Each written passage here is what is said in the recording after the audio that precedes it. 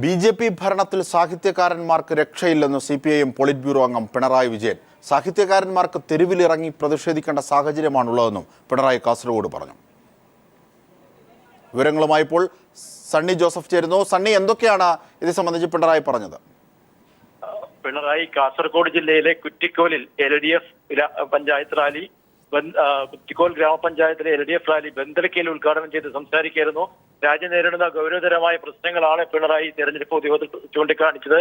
പ്രധാനമായും രാജ്യത്ത് ഇന്നേ വരെ കണ്ടിട്ടില്ലാത്ത വിധം സാഹിത്യകാരന്മാർക്കും ബുദ്ധിജീവികൾക്കും തെരുവിലിറങ്ങി പ്രതിഷേധിക്കുന്ന ഒരു സാഹചര്യം നിലനിൽക്കുന്നു. കഴിഞ്ഞ ദിവസം ഡൽഹിയിൽ കേന്ദ്ര സാഹിത്യ അക്കാദമിയുടെ മുമ്പിൽ സാഹിത്യകാരന്മാർ പ്രതിഷേധം ഉയർത്തി.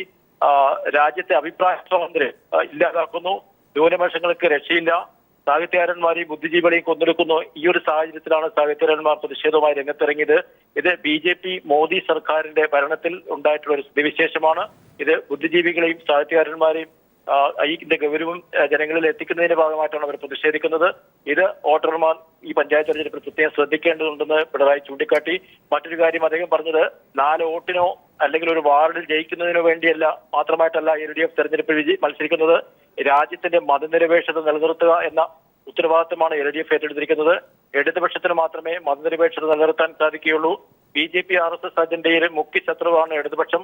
കോൺഗ്രസിനെ എതിർക്കുന്നതിനേക്കാൾ കൂടുതൽ ഇടതുപക്ഷത്തെയാണ് അവർ എതിർക്കുന്നത്. കേരളത്തില് വെള്ളാപ്പള്ളി മുഖേന SNDPയുടെ പിന്തുണ നേടി ഇടതുപക്ഷത്തെ തകർക്കാനുള്ള ശ്രമമാണ് RSS അജണ്ട. അതിന് ഉമ്മൻചാണ്ടിയുടെ പിന്തുണയുണ്ട്. അതുകൊണ്ട് ഈ തെരഞ്ഞെടുപ്പിൽ വാർഡ് തെരഞ്ഞെടുപ്പിൽ ജയിക്കുക എന്നതല്ല LDFന്റെ മുഖ്യ ലക്ഷ്യം. അതിനേക്കാൾ ഒരു രാജ്യത്തിന്റെ മതനിരപേക്ഷത നിലനിർത്തുക എന്നുള്ളതാണ്. മതനിരപേക്ഷ ഇതിൽ വിശ്വസിക്കുന്ന എല്ലാവരും ഇടതുപക്ഷത്തെ അതുകൊണ്ട് പിന്തുണയ്ക്കണം എന്നാണ് പിണറായി യോഗത്തിൽ അഭ്യർത്ഥിച്ചത്. അജിംഷാദ്. ശരി, സണ്ണി ജോസഫാണ് വിവരങ്ങൾ നൽകിയത്.